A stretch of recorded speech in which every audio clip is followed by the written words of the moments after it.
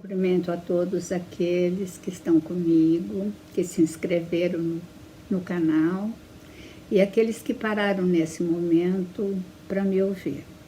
Nós vamos estar falando de conteúdos muito importantes que talvez você não os reconheça, mas que eles são extremamente necessários para a maneira como nós organizamos a nossa vida e no sentido que nós damos às coisas. Bom, vamos lá. Como eu disse no vídeo anterior, neste eu estaria falando a respeito de alguns mitos. Então, assim, um dos mitos extremamente poderosos seria a própria concepção de família, do que é a família, que ela dá origem e criação aos mitos numa cocriação infinita. Então, ela é possível de estar realmente favorecendo estes sentidos. Eu comecei a falar um pouquinho da história da família, uma hora eu vou estar falando com mais pormenores, né? Nós estamos, por exemplo, sentidos importantes, a questão de lealdade na família, a questão de propriedade, mais tarde a questão da união, e assim consecutivamente a própria noção do que é família foi realmente adquirindo e agregando esses sentidos. À medida que ela agrega, ela pode também estar realmente fornecendo ou fomentando que esses sentidos também permaneçam vivos e atuantes nas sociedades. Um outro mito muito interessante é o mito étnico que nós vamos ver. Esse mito, ele tem uma configuração no sentido de preservação de uma determinada etnia, originado na própria história desse povo, organizando de uma maneira singular o sentido de união, propriedade e religião de um povo. Então, assim, aqui vocês poderiam estar me perguntando, Marilene, ele é positivo, como você disse no vídeo anterior, e organizador, ou negativo é desorganizador, nocivo é desorganizador? As duas coisas, né? Ao mesmo tempo que ele pode ser pode favorecer a união de um povo, ele pode também fazer com que estas pessoas, essa etnia, segregue ou se a considere superior às outras e discrimine as outras etnias. Isso a gente vê na história da humanidade, isso muito forte, por conta de cor de pele, por conta de origem de país, de lugar que as pessoas viviam, né? Então, nós vamos ver essa discriminação por várias razões, sejam anexadas, porque o que está por trás é a questão da etnia, né? Nós somos melhores, nós somos mais inteligentes, né? Bom, um outro mito muito importante que existe com muita frequência, e depois nós vamos até falar para vocês que alguns países têm essa mitologia muito mais forte, né? Que é o mito da união, que ela tem uma determinada configuração que favorece o pertencimento e a manutenção de padrões afetivos.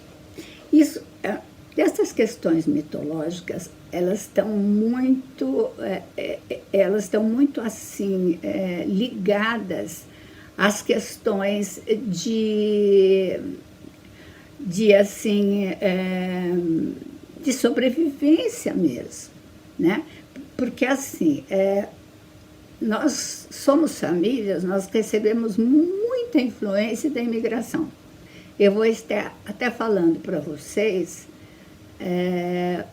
sobre a imigração, sobre todo o movimento de imigração e sobre um pouco da história da imigração. Porque, assim, à medida que a gente começa a verificar a história, como essas pessoas imigraram, por que imigraram e para onde elas foram, o que aconteceu com elas, nós vamos verificar que algumas mitologias, elas se tornaram muito mais fortes, né? Porque, assim, quando uma pessoa vem sozinha para um lugar, ou com a sua família, com as suas criancinhas, e vem para um lugar que ela precisa, em primeiro lugar, para a sua sobrevivência, de uma propriedade, de uma casa, de um lugar onde ela possa se abrigar das intempéries. A partir disso, que é importante, que as pessoas fiquem unidas, que os filhinhos, quando forem crescer, comecem a cuidar da propriedade. Então, a propriedade, ela começa a ser também algo muito importante, e a união junto com a propriedade, né? Daí vocês podem dizer o seguinte: poxa vida, Marilene, e os mitos no mundo se modificam?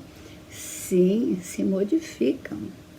Como tudo que está passando está reagindo aos acontecimentos, a própria mitologia.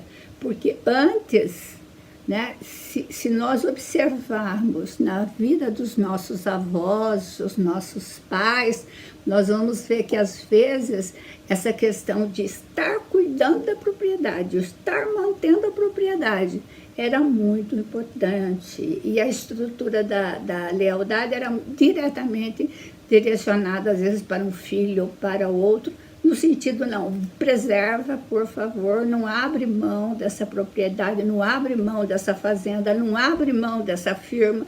Isso existe também até hoje, né? Mas, assim, o que acontece? Quando eu falo de mudança, hoje mudou muito a propriedade terra para propriedade intelectual. Por favor, estude, tenha a sua profissão, tenha condições de estar se mantendo sozinho, sem precisar de ninguém. Então, assim, o que é importante? Nós observarmos estas questões. Existem outras mitologias? Sim, outras mitologias. A própria religião, ela é uma mitologia muito forte, dependendo do lugar e da origem. Por exemplo, assim, se a gente olha do ponto de vista da sociedade oriental, ela tem uma mitologia, a mitologia da religião é diferente da ocidental, mas ela vai determinar o que? A maneira como as pessoas vão estar se organizando. Os próprios rituais religiosos que todos vão participar, né? Então, assim, às vezes as próprias famílias começam a desenvolver os seus próprios rituais religiosos da maneira deles.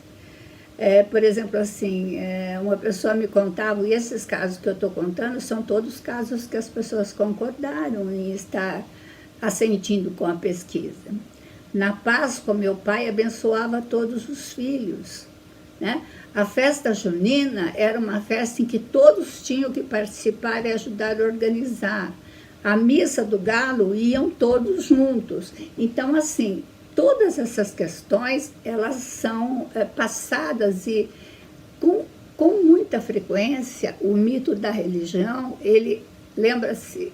Vocês se lembram no vídeo anterior que eu falei da diferença dos mitos espinhas dorsais e os auxiliares, que auxiliam esse mito espinha dorsal a manter as suas próprias pautas. Nas famílias imigrantes é muito comum até hoje, né? E nós estamos vivendo uma situação histórica que a conquista, ela é muito valorizada, não só a conquista, o sucesso, porque as pessoas não querem só serem bem-sucedidas, elas querem ter sucesso. Então, a imigração, ela favoreceu um pouco essa questão de conquista, porque existe até o mito da imigração. Aqueles que desbravavam continentes, aqueles que faziam conquistas, eram pessoas realmente extremamente valorizadas. Então, o que acontece?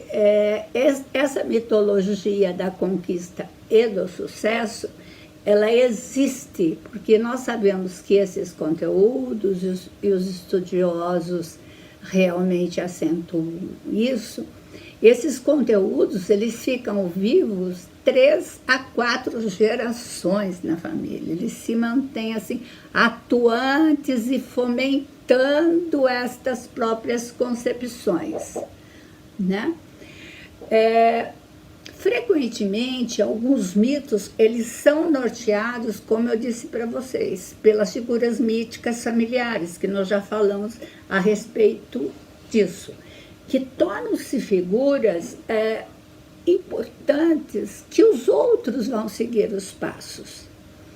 O mito do poder também, ele é muito encontrado em famílias de coronéis, em famílias com história de patriarcado e matriarcado. Então são. E nós vamos encontrar o quê? Nós vamos encontrar também alguns mitos extremamente dentro daquela classificação de mitos nocivos e desorganizadores. Nós vamos encontrar o mito da sobrevivência a qualquer custo. Então, assim, não importa a maneira, eu tenho que sobreviver.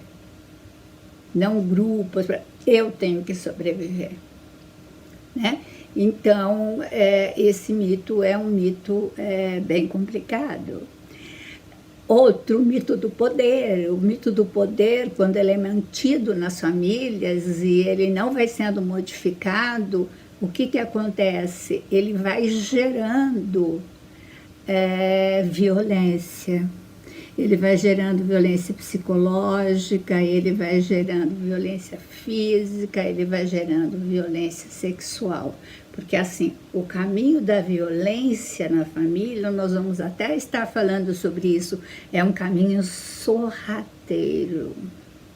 Como se fosse por baixo mesmo, aquela cobrinha que anda por baixo. E ela continua existindo. Então, às vezes, nós temos que estar identificando, para quanto mais cedo a gente puder identificar, é o machismo, muitas situações que vão estar fazendo com que apareça, a gente tenha indícios dessa presença desses mitos nocivos e desorganizadores. O mito da loucura. Olha, tal pessoa enlouqueceu, nós somos meio doidos mesmo, a gente é meio assim. Ou nós somos todos doentes mesmo, somos tudo meio viciado. Então, veja bem, esses mitos são mitos que a gente encontra frequentemente. Os mitos nocivos e desorganizadores, eles geram marcas, estigmas, que levam ao cumprimento de profecias. Bom, tem bastante conteúdo para vocês pensarem. Olhe um pouquinho as falas, o que é importante na sua família. Comece a identificar esses indícios significativos dos mitos na sua família. Porque assim, quando nós conseguimos identificar, nós podemos ter a escolha se nós queremos continuar com esses conteúdos ou não. Queridos, um grande abraço. Fiquem comigo. Se inscrevam, se gostarem, compartilhem. Coloque, atente para assinalar que vocês querem as notificações, porque toda semana nós estamos aqui. Coloquem seus comentários, se gostaram, se não gostaram, o que gostariam de saber mais. Fiquem em paz.